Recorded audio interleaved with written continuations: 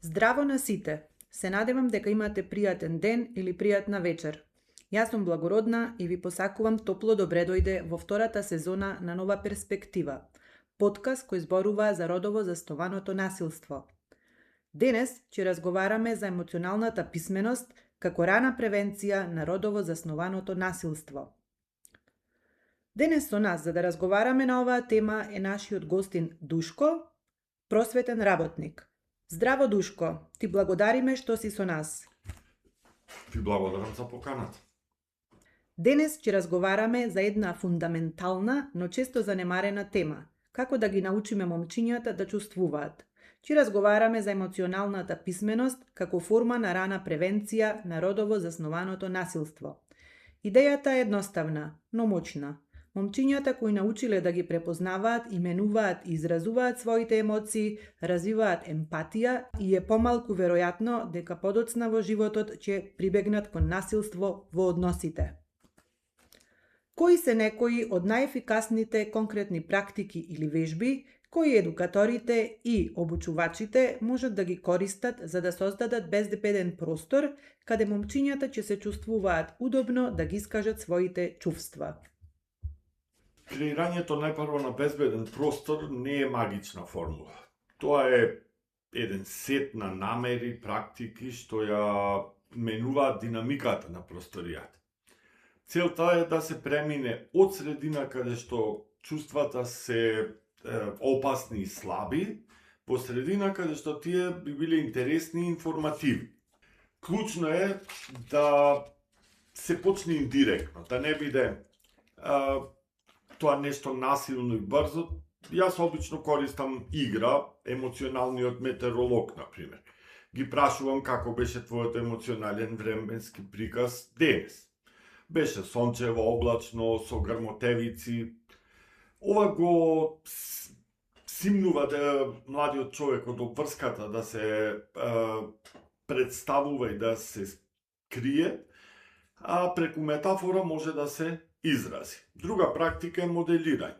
Јас, како едукатор, прв кажувам: денес се чувствувам малку немир. Како да трепери нешто во мене, им покажувам дека е во ред да се зборува за тоа, затоа што најпрво јас ги искажувам моите чувства. И така безбедноста се гради кога тие гледаат дека возрастниот не се осудува самиот себе си. Безбедниот простор не е место каде се е дозволено. Сепак мора да има јасни правила, да се предвидат работи кои што може би во текот на разговорот ќе испаднат и тоа да биде се осигурано и да влева сигурност. И да има правила, например, како не се исмеваме на ничии чувства. Секој има право да каже: не сакам да одговорам. Слушаме без прекинување. Тоа се некои правила на групата, кога момчињата знаат дека нема да бидат исмејани, присилени и така, се чувствуваат сигурно и се поотворени во разговорот. Сумирано, не се работи за една вежба, туку за култура што се гради. Таа култура почнува од возрастните како модел, од семејството, наставниците и слично, па продолжува преку метафори што го намалуваат тој притисок, а се зацврстува со доследни граници дека ќе има доверба. Можете ли да ни дадете конкретен позитивен пример од вашата практика, каде употребата на вежби за проширување на емоционалниот речник видливо им помогнала на момчињата? Во основа, употребата на вежби за проширување на емоционалниот речник има непосредни и моќни ефекти кај момчињата, што се одразува на нивното однесување. Прво, тие добиваат функционална алатка за саморегулација. Наместо да се чувствуваат преплашени од некоја нејасна, претерана емоционална реакција, која често се изразува како агресија или повлекување, тие почнуваат да можат да ја диагностицираат состојбата. Ова што го чувствувам не е само лошо, тоа е љубомора измешана со несигурност. Оваа поделба е суштинска. Таа ја претвора неконтролираната емотивна бура во одделни елементи кои може да се идентификуваат, а со тоа и да се управува. момчето поминува од режим на реакција во режим на препознавање. Второ, се склучува трансфер на вештини кон отворена интеракција. Кога едно момче ќе го прошири својот натрешен речник, тој почнува автоматски да го користи тој речник и за да ги толкува однесувањата и чувствата на другите. Процесот на именување на сопствените емоции ја гради основата за емпатија поната. Тој започнува да разбира дека, например, неговиот пријател што делува луто, може би всушност се чувствува самено или засрамено или нешто го мачи. Ова ја намалува тенденцијата за конфронтација и го зголемува потенцијалот за поддршка и разбирање во групата. Најдлабоко, оваа пракса ја демистификува ранливоста. Во традиционалниот наратив, емоциите, особено оние како страв, тага, несигурност, се сметаат за закана за машкоста. Со ваквите вежби тие стануваат податоци, информација за себе си и за ситуацијата. Оваа промена во перцепцијата е фундаментална. Од нешто што треба да се потисне и што треба да се срами, чувствата стануваат извор на сознание. А кога машкоста не е изградена врз потиснување, туку врз сознание, тогаш нејзиниот израз е помалку веројатен да биде деструктивен. Значи, на крајот, ефектот не е само во тоа што момчето ќе каже се чувствувам повредено наместо да удри. Ефектот е во тоа што тој ќе развие внатрешен систем за навигација, кој му овозможува да се движи низ сложените емоционални води, без притоа да има потреба да го уништува бродот на другите за да преживе. Како конкретно според вас градењето емоционална писменост се поврзува со превенција на идно родово засновано насилство? Како процесот на именување на емоциите се претвора во разбирање на туѓите чувства и намалување на агресијата? Емоционалната писменост директно ја спречува агресијата, со тоа што го претвора внатрешниот хаос во јасен јазик. Кога човек може да ги препознае и именува своите чувства, тие престануваат да бидат заканувачки сили што бараат понатаму итно ослободување, а стануваат пораки што може да се обработат. Во ова создава клучен простор помеѓу провокацијата и реакцијата. Простор во кој може да се избере одговор различен од насилството. А тоа е целта. Истовремено, овој процес гради капацитет за разбирање на другите. Човек што ги познава своите емоции, полека почнува да ги чита истите сигнали кај луѓето околу себе. Ако сам доживеа како е да се чувствува да биде ранлив или неправедно осудуван слично, понатаму знае како е кај другиот да му нанесеш такви чувства. Така, емпатијата се развива не како апстрактен морален императив, туку како логичен продолжеток на самопознанието. На крај, насилството често е последен излез, кога сите други канали за изразување се блокирани. Емоционалната писменост ги отвора тие канали. Лутината може да се претвори во разговор за неправдата. Стравот може да се разбере како потреба за поддршка. Кога постојат зборови за болката, потребата за дејства кои нанесуваат болка на друг, драстично се намалува. Кои се најголемите препреки или стереотипи со кои се соочувате кога работите на оваа тема со момчиња, родители или дури и со други професионалци и како ги надминувате? Најголеми препреки се длабоко коренетите верувања дека емоционалноста е спротивна на машкост. Кај момчињата тоа е става. Ако проговорам за чувствата, ќе бидам исмеан, ќе ме сметаат за слаб, за немотен. Кај родителите често е грижата. Не сакам детето да ми биде премногу чувствително или да не може да се брани. Кај некои професионалци понекога се појавува скептицизмот. Дека ова е меко или неважно во споредба со академското знание. Вакви ситуации ги надминувам со тоа што не пробувам директно да ги рушам тие верувања, туку да покажам преку практични вредности. За момчињата ја представувам емоционалната писменост не како зборување за чувства, туку како вештина за решавање на проблеми и самоконтрол. Нешто што ќе им помогне да бидат поефикасни во спортот, во дружењето, да се справуваат со притисокот и да имаат подобра контрола во конфликтни ситуации. За родителите, акцентот е на одржување на врската. Ова е алатка со која вашето дете ќе може да ви каже што навистина му се случува, наместо да се затвора и да постапува импулсивно. Кај колегите пак нудам податоци, конкретни техники што покажуваат како емоционалната регулација се одразува на дисциплината и климата во групата. Клучно е да се зборува на нивниот јазик, да се покаже дека ова не е за очувување на машкоста, за јакнење на машкоста, туку за градење на ефикасна, целна и отпорна личност. Нешто што го бараме сите. Како според вас разбирањето на сопствените емоции не прави помалку склони кон насилство врз другите, особено врз другиот род?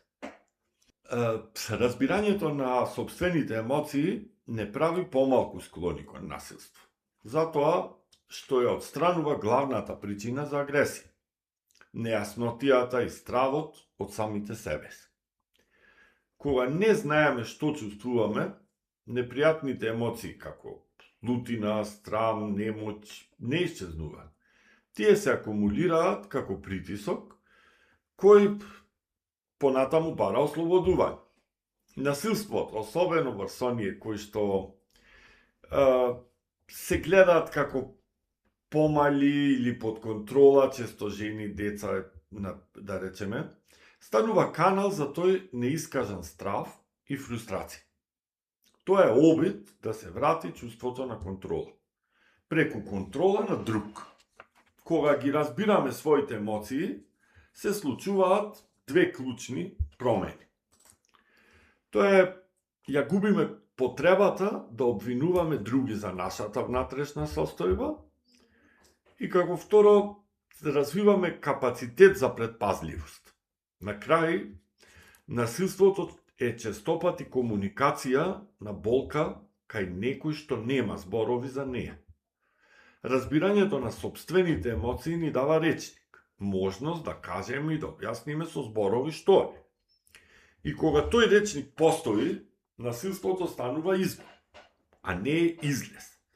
А кога е избор, поголем дел од мажите ќе изберат да не повредат некого и најмалку оние што ги сакаат.